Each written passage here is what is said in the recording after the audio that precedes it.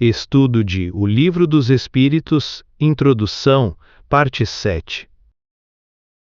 Introdução doutrinária.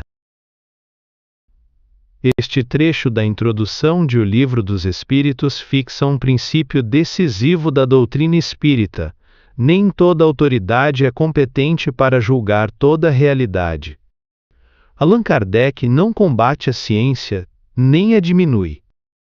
Ele apenas delimita seu campo e mostra que os métodos adequados ao estudo da matéria não bastam para alcançar os fenômenos produzidos por inteligências livres, dotadas de vontade própria. Assim, o Espiritismo se apresenta como ciência de observação e reflexão, voltada para a alma, suas manifestações e as leis do mundo espiritual. A lição central não é anticientífica.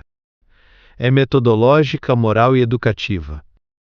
Ela ensina a pensar com autonomia, a respeitar os fatos, a desconfiar do orgulho intelectual e a ajustar o método à natureza do objeto estudado. Nível literal. Kardec responde à objeção de que a oposição dos sábios seria uma prova contra o Espiritismo. Ele afirma que a opinião dos cientistas merece consideração dentro de sua especialidade.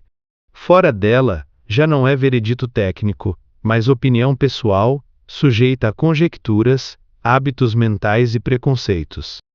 O matemático tende a pedir fórmulas para tudo. O químico quer reduzir os fenômenos à ação dos elementos. O anatomista procura apenas o que pode cortar ou pesar. O problema está em querer julgar os fenômenos espíritas com instrumentos feitos para a matéria inerte. Os fatos espíritas não dependem apenas da manipulação de objetos.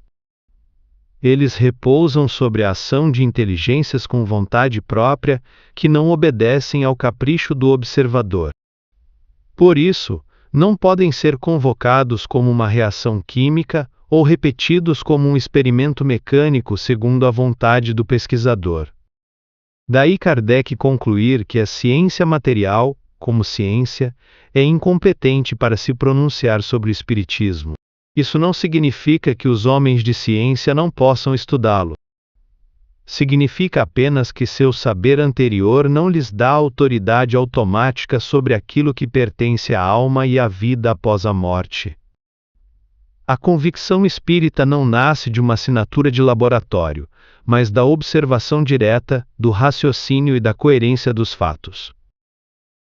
Ele também lembra que a história está cheia de descobertas ridicularizadas antes de serem aceitas. O para-raios e a navegação a vapor foram rejeitados por sábios de seu tempo. Depois, a evidência venceu. O mesmo ocorreria com o Espiritismo. A verdadeira medida do julgamento não é o prestígio de quem fala, mas a realidade dos fatos. E a razão, quando se transforma em orgulho, deixa de ser razão para virar máscara de infalibilidade. Nível simbólico. O primeiro símbolo central do trecho é o escalpelo do anatomista. Ele representa a inteligência que procura o espírito com ferramentas incapazes de alcançá-lo. O escalpelo corta, separa, mede, localiza. Ele encontra nervos, tecidos e órgãos. Mas não encontra a alma. Não porque a alma não exista, e sim porque o instrumento é inadequado ao objeto. O símbolo ensina que há uma diferença entre a ausência de prova por método impróprio e inexistência real daquilo que se busca.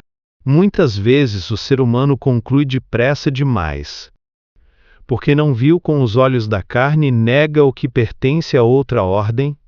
Porque não apreendeu com a técnica da matéria, julga ilusório o que exige outro tipo de aproximação. O escalpelo se torna então imagem do materialismo metodológico que confunde limite do instrumento com o limite do real. O segundo símbolo central é o cadinho do especialista, ligado à imagem do arquiteto julgando música e ao livro da natureza que ainda não chegou à última página. O cadinho simboliza a tendência de reduzir toda a realidade ao campo em que se adquiriu domínio. O especialista fascinado pela própria ferramenta, quer submeter tudo ao mesmo crivo. Se algo escapa, ele o descarta. O arquiteto que julga a música simboliza o erro de competência, o parecer emitido fora do próprio campo. Já o livro da natureza corrige esse fechamento. Ele lembra que o conhecimento humano está em processo. Ainda há páginas por ler, leis por descobrir, dimensões por compreender. Juntas, essas imagens revelam o conflito entre duas atitudes interiores. De um lado, a mente fechada, que absolutiza seu método.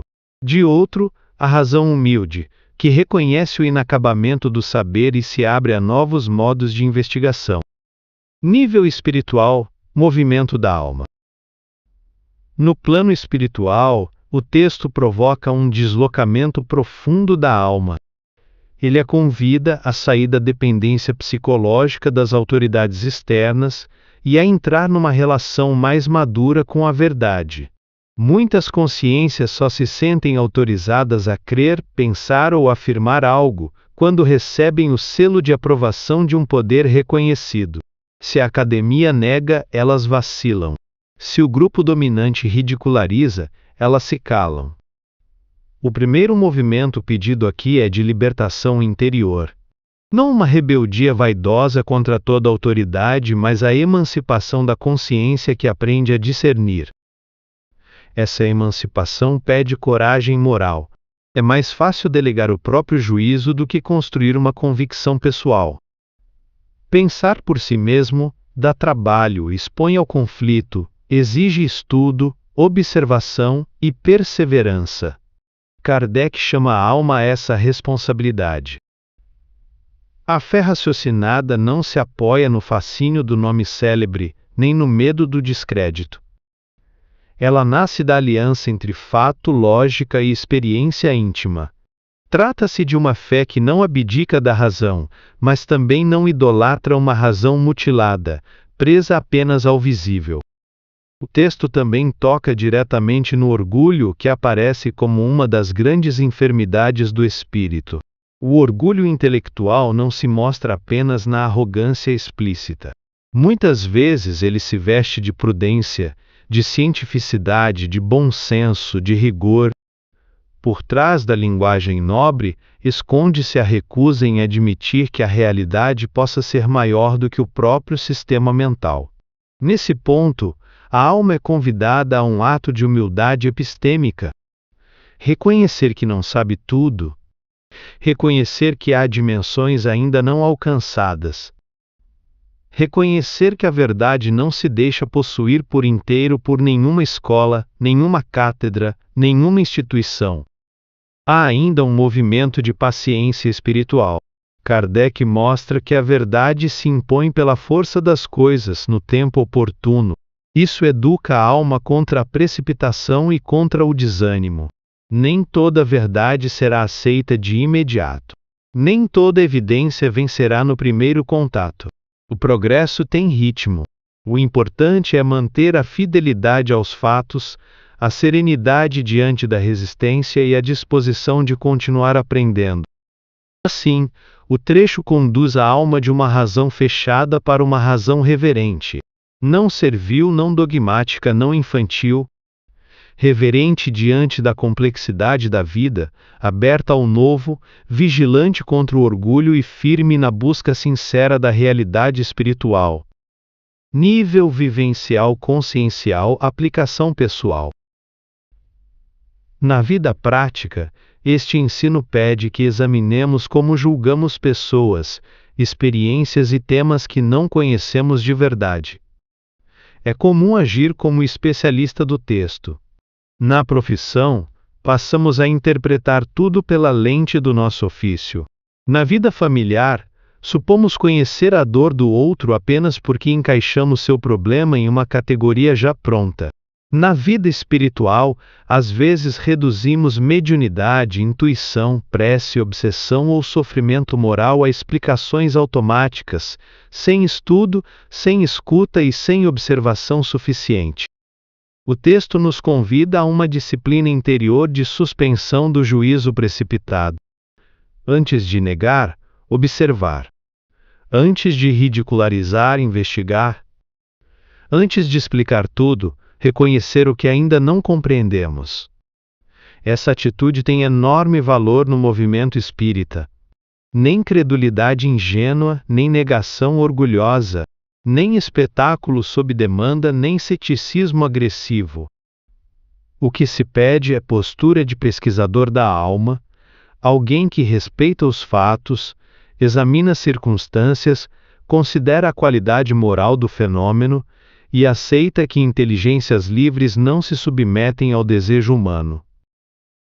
Isso também vale para o convívio cotidiano. Quando alguém relata uma experiência espiritual, um pressentimento forte, uma mudança interior nascida da prece, a reação mais madura não é o sarcasmo, nem a aceitação cega, é a escuta ponderada. O mesmo ocorre diante de temas novos de estudo. A pessoa consciencialmente vigilante evita duas fugas: a fuga para a autoridade pronta e a fuga para a opinião apressada. Ela sabe dizer com simplicidade: ainda não sei, preciso estudar melhor. Outro ponto essencial é reconhecer o cadinho pessoal. Cada um possui um filtro rígido com que tenta fundir toda a realidade. Para alguns, é a lógica fria. Para outros, é a emoção. Para outros, a tradição familiar, a religião herdada, a formação acadêmica ou a experiência traumática.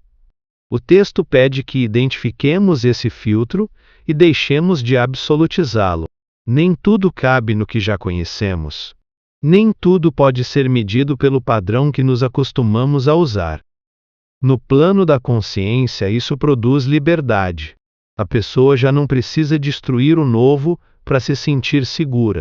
Ela pode acolher o desconhecido sem perder o senso crítico. Pode estudar sem medo.